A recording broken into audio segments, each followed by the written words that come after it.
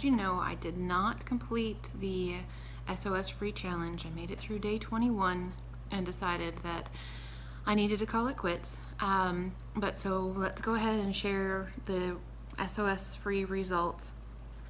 Do keep in mind that I called this diet quits, this challenge quits, for my sake, and I'm not saying that this wouldn't work for someone else, but let's get into that a little bit further. So, first thing, quantity of food. I actually gave this 5 stars. I was not hungry on this diet. It's a challenge. There was plenty of food to eat. I could have eaten anything that I wanted at any time in terms of whole foods. I could have had fruit if I'd wanted to. I could have had vegetables if I'd wanted to. I could have had a baked potato if I wanted to, a sweet potato, grains, legumes, salads. So quantity of food, there's no reason to ever be hungry on this type of a lifestyle. Ever. If you're hungry, it's because you didn't eat, and that's your fault, not because of the diet. I mean, it's just period. You can eat what you need to sustain and not be hungry. So quantity of food was absolutely fine. Eat any whole food that you would like and go from there. Okay. Quality of food. So I termed this as, did I actually like the food that I was eating? And so I gave it 3 stars. The reason that I gave it 3 stars is, it's kind of funny actually, because you guys probably heard me say multiple times during this challenge that I just really don't like the foods that I'm eating, right? So you would think quality would then be kind of lower on the spectrum. But the reason that I gave it 3 stars is because I did find things that I liked on the diet. There were some foods that I found enjoyable. Besides just eating like fruit, anytime you want to eat fruit, that's totally fine. Fruit is awesome. There were multiple things that I had that were very pleasing to me. So being able to eat my salad every day. There was no restrictions on that. I don't use salad dressing anyway, as you guys know, so that was not an issue. So I had my big huge salad at work every day, and that to me is, if that was restricted, that would be an issue for me. So quality wise, fruit, salad, awesome. So that helps bump up the stars. Also, the red lentil chili with Chef AJ, that was awesome. I mean, my husband and I ate that for days, literally. Okay, I made too much, obviously, but it wasn't one of those things like, oh, we need to finish this. It was more of it was no problem eating that. And in fact, by like the 3rd day, my husband even commented, I don't know if it was to my kids or to my mom, I don't remember, but he even said, yeah, I could eat this every week. This is really good. So if you haven't checked out that recipe video, go check that one out, and also go check out some of other Chef AJ's recipes. She's quite talented with making things taste good without using salt. So the red lentil chili was really good. That white bean and potato soup that had the rosemary and also had the sunflower pesto with spinach on top, that was very good. I enjoyed that. There was no salt in it whatsoever. So there were things that I really did like. And I bet if I did this on a really long-term basis, there would be other things that I would find that I really did like. So part of it is just getting used to having the no salt and stuff seeming like it's kind of bland. Well, that's because you're used to having stuff salty. So what are you gonna say? You know, that's just the way it is. So the third thing is effectiveness. This is weight loss. You guys know how this went. So 0 stars. I gained weight, and I have to go back to the theory that Dr. McDougall says, and he has been saying this for a very long time: the fat you eat is the fat you wear.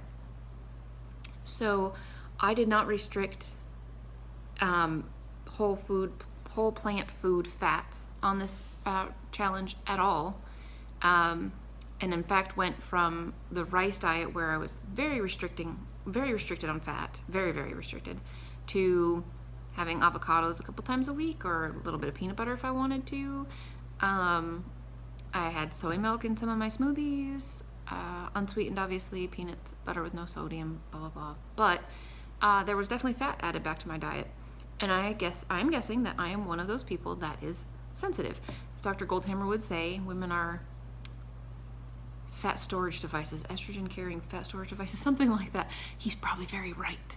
So for me, in my case, I think that having a diet that is a little bit higher in fat while not restricting calories might be an issue.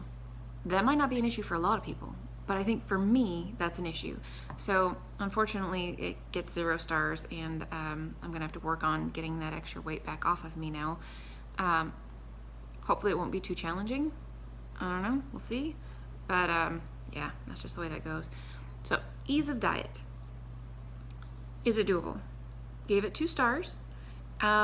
So again, you probably heard me say over and over, this is really difficult. I really don't like this. I don't like the food that I'm eating, blah, blah, blah. Complain. But is it doable? Yeah. It's just really challenging. So similar to the rice diet, you're not going to do this diet and eat out. It's just really not going to happen. Eating out with no salt and no oil, almost not doable. Really and truly, it would be very, very difficult to do that.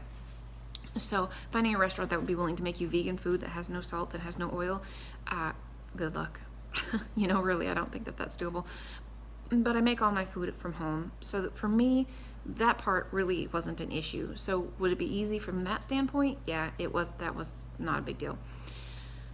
The difficult part is that the whole getting used to no salt, really and truly, that is part of it. And I understand that that's a neuroadaptation process and you have to give your body time to get used to it. And the couple of times that I had a little bit of the no chicken bouillon, better than bouillon, no chicken base on my rice, probably set me back.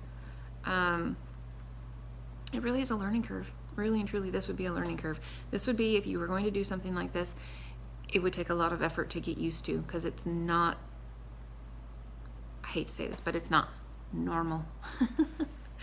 I don't think that it's extreme. It's just not a typical way of eating. Therefore, it would require a lot of thinking about and figuring out how to do it and how to do it correctly. Okay, sustainability. I did give this 2 stars because do people do this and can they do this? Oh, yeah, absolutely. There's a whole big group of people that are SOS free. There's people that raise their family to be SOS free. I gave it 2 stars because you could eat any fruit that you want. You could eat any veggies that you want. You could eat legumes, fruits, vegetables, potatoes, starches, all that kind of stuff. You could eat a lot of food. But I don't think it's really sustainable on your own. I really don't. I think that if you were going to do this and going to be able to do it well, that you need a group of people that would be like-minded and doing it with you. So if you were going to find a group like that, my suggestion would be to join UWL, Ultimate Weight Loss, with Chef AJ and Jean-Pierre. And I think that their group of people that do SOS free would be the right balance for this. I think that you would be able to get the, you constantly have people helping you try to figure out food to eat. That would be helpful. And B, you would actually, I don't know. I think that any kind of a support group in anything in life will help you to be more successful. So I actually do think that this is potentially sustainable if either your family does it as a whole, or you are in a group of people that you are constantly getting reinforcement that what you're doing is right and how to do it and how to stay strong and all the good things that a group would provide you with. So overall rating is 2.5 stars. Again, I just take all the total number of stars that I give each category and divide by the total number of stars that are available to have. I really can't recommend trying this unless you have a group that is going to work with you. That's just the way it is. I think that this is something that if you choose to do this lifestyle, it probably is, it's very healthy if you have high blood pressure. I don't think that we need sugar in our diet anyway. Oil is obviously just no, that's just dumb. You don't need oil. That's easy. But anyway, I think that if you joined an online group or even had a group locally that wanted to do this with you, or your family was going to switch to eating this way, I think that it would be doable if you could figure it out and have some support. That would be very important. So I'd like to know if you guys try this. Definitely would like to know how successful it is for you. If you're successful, did you actually take overt fats out of your diet, or are you one of those people that does just fine with overt fats? Because I think I'm leaning towards the fact that maybe I'm not okay with overt fats. I'm not sure. I'm gonna have to think about this. Yeah, So that's the end of my SOS free days. I'm really done with this, for real. Didn't really overly enjoy this one. And I am actually planning on doing something a little bit fun and a little bit different before I go on to my next 30-day challenge. So stay tuned, and that video will be up very soon. And I hope you guys really enjoy it. It's going to be fun. I'm going to enjoy this next challenge. So we'll talk to you guys later.